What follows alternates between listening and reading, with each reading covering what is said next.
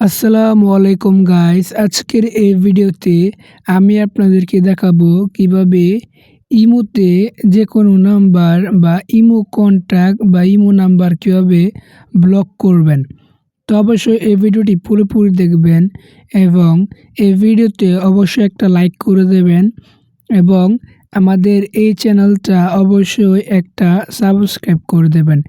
তো অনেক সময় আমাদের ইমো নাম্বার ব্লক করার প্রয়োজন পড়ে।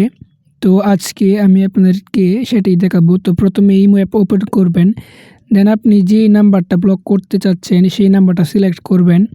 দেন এখান থেকে সেই নাম্বারের দেখতে পাচ্ছেন প্রোফাইল, দেখতে পাচ্ছেন এই প্রোফাইল অপশানে যে এখানে সেই নাম্বারের এখানে এই প্রোফাইল অপশানে ক্লিক করবেন।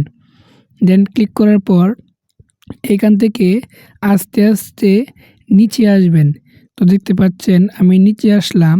নিচে আসার পর দেখতে পাচ্ছেন এখানে ব্লক বলে একটা অপশন আছে, BLOCK দেখতে পাচ্ছেন ব্লক।